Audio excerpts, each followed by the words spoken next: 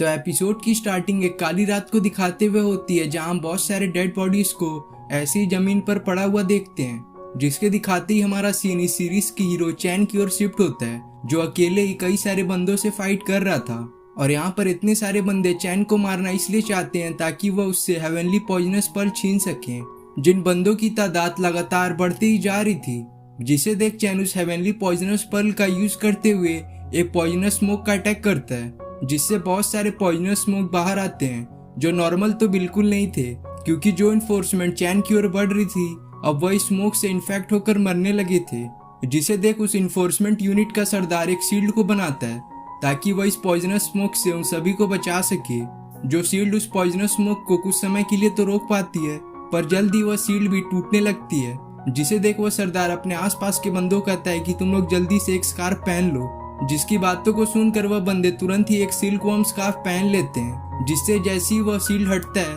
तो वह पॉइजन से इन्फेक्ट नहीं होते। पर इसके बावजूद यह पॉइजन इतना पावरफुल था कि कुछ बंदों को लास्ट में मार ही देता है। जिससे होता यह है कि जो अब इन्फोर्समेंट यूनिट चैन की ओर बढ़ रही थी वो थोड़ा डर जाती है। तो उनमें से एक बंदा बोलने लगता है, ये तो हेवनली पॉइजनस पर्ल काफी खतरनाक चीज है। जो वह बोल ही रहा था तभी हम चैन को बहुत ही दूर से एक बंदे से फाइट करता देखते हैं, जिनको ऐसा फाइट करता देख उनका सरदार बोलता है, हमें यहाँ पर हार नहीं माननी है और हमें जल्द से जल्द चैन की ओर पहुंचना है ताकि उससे हम उस हेवनली पॉइजनस पर्ल छीन सकें। और क्या तुम यहाँ पर भूल चुके हो कि हम लोग चैन का 4 रातों से पीछा कर रहे हैं, जिसमें हमारे अनगिनत बंदे मर चुके हैं, इसलिए हमें वहाँ पर जल्दी से जल्दी पहुंचना पड़ेगा। जिसके बोलते ही हम चैन को देखते हैं, जो अकेले कई सारे बंदों से अपनी स्वॉर्ड की हेल्प से फाइट कर रहा था, जिसमें चैन काफी इंजर्ड भी हो चुका था, पर इसके बावजूद वो अपना फाइट कंटिन्यू रखता है और उस हेवनली पॉइजनस पर्ल का यूज करते हुए कई सारे पॉइजनस अटैक करता रहता है, जिससे आसपास के बंदे धीरे धीरे मरते भी रहते हैं। लेकिन जैसे ही वह पॉइजनस स्मोक छटता है तभी एक बंदा अपने भाले को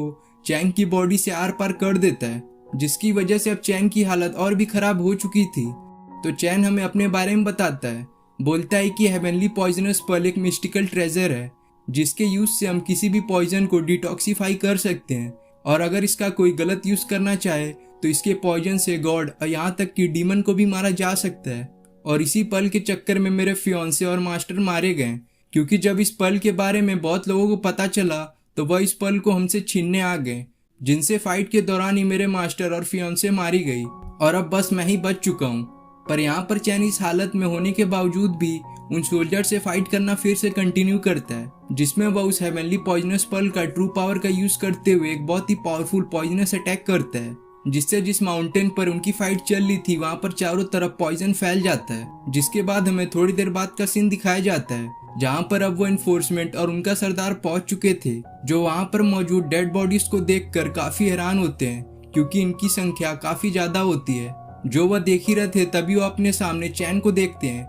जिसकी हालत ऐसी हो गई थी मानो वो मर चुका हो। तो वह सरदार अपने एक बंदे को बोलता है, तुम जाके चैन को चेक करो कि वह जिंदा है कि मर गया, और अगर वह मर चुका है तो उससे वह हेवनली पॉइजनस पर्ल छीन लो। जिनके ऑर्डर को पाकर वह बंदा चैन की ओर जाता है, जिसके हाथों में हम उस हेवनली पॉइजनस पर्ल को चमकता हुआ पाते हैं, जिससे हमें पता चलता है कि ये चैन अभी भी जिंदा है। जो बात इस बंदे को भी पता चल जाती है, क्योंकि जैसे ये बंदा चैन के काफी करीब पहुंच जाता है तभी चैन वापस होश में आ जाता है। जिसको होश में आता देख वह बंदा डर कर पीछे भाग जाता है। तो वह सरदार चैन को बोलने लगता है, इस हेवनली पॉइजनस पर्ल के चक्कर में तुमने कई सारे क्लैनों से पंगा ले लिया है, तो तुम्हें क्या लगता है आज तुम यहाँ से जिंदा बच जाओगे? जिसके बातों को सुनकर चैन अपनी पावर का यूज करते हुए उस पर अटैक करने की कोशिश करता है, पर इस हेवनली पॉइजनस पर्ल का बहुत ज्यादा यूज होने के कारण अब उसके अंदर का टॉक्सिसिटी कम होने लगा था। जिसे देख वह सरदार बोलने लगता है, चैन अब तुम सरेंडर कर दो, अब तुम्हारे पास कोई भी चॉइस नहीं है। पर चैन किसकी सुनने वाला था, वह इस पॉइजनस पर्ल को कंज्यूम करके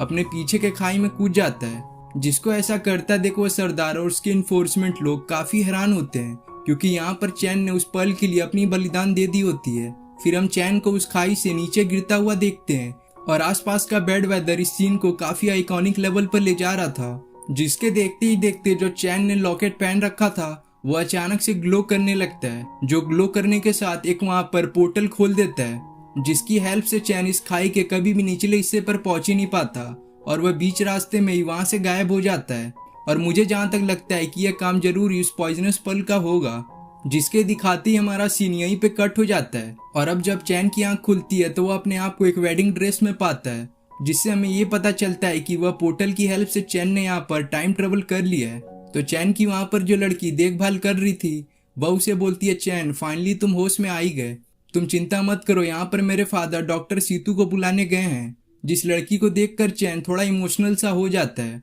और वह यहाँ पर इमोशनल क्यों हो रहा है वह हमें आने वाले एपिसोड में पता चल जाएगा। तो वह लड़की जिसका नाम लिंगसी होता है वह चैन को बोलती है, क्या तुम्हें मैं याद नहीं हूँ, मैं तुम्हारी आंट लिंगसी, और आज तुम्हारी शादी किंगयून से होने वाली थी। तो शादी वाली बात सुनकर चैन तुरंत ही वहाँ पर उठकर बैठ जाता है। जिसको ऐसा करता देख लिंगसी बोलती है, लगता है मैं तुम्हारे लिए फालतू में टेंशन ले रही थी, तुम तो यहाँ पर बिल्कुल ही ठीक हो, तुम तो यहाँ पर शादी का नाम सुनकर काफी एनर्जेटिक हो गए हो। तो चैन शॉक होते हुए बोलता है, किंगयून वही ना जो लिंगयून सिटी की बहुत ही ब्यूटीफुल गर्ल है। जिस पर लिंगसी बोलती है, हाँ तुमने सही सुना, और आज तुम्हारी उससे शादी थी, लेकिन तुम्हें अचानक से पता नहीं क्या हो गया कि तुम बेहोश हो गए। जिसकी बातों से लिंगसी को लगता है कि यहाँ पर चैन की हालत ठीक नहीं है, तो वह अपने फादर को बुलाने चली जाती है। जिसको जाता देख वहाँ पर गार्ड कर रहे सोल्जर्स आपस में बात करने लगते हैं कि यहाँ पर चैन एक बहुत ही बड़ा लूजर है, इसकी तो यहाँ पर मिस्टिकल विन ही डैमेज है, जिसकी वजह से ये कभी भी कल्टीवेशन नहीं कर पाएगा, और यह बस हमारे थर्ड एल्डर पर एक बोझ है।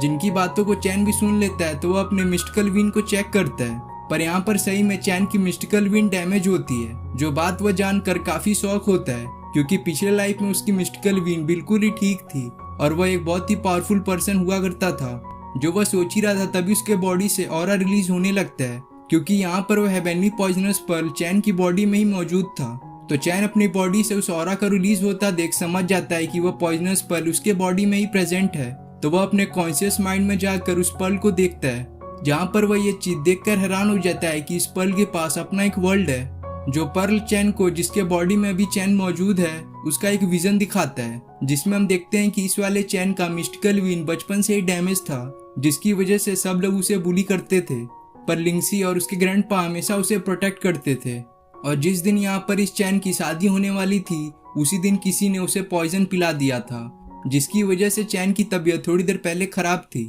पर जब वह हेवनली पॉइजनस पर्ल चैन की बॉडी में एंटर हो गया तो यहाँ पर इस पॉइजन का इफेक्ट बिल्कुल ही खत्म हो गया, जिसकी वजह से चैन मरा नहीं बल्कि सरवाइव कर गया। जो वह यह सब देख ही रहा था तभी उसे यहाँ पर लिंगसी की आवाज आती है, जो चैन को ही उठा रही थी, जिससे चैन अब रियल वर्ल्ड में आ जाता है, जहाँ पर वो अपने सामने लिंगसी और उसके फादर को पाता है। जिसके दिखाते यहाँ पर यह एपिसोड खत्म हो जाता है।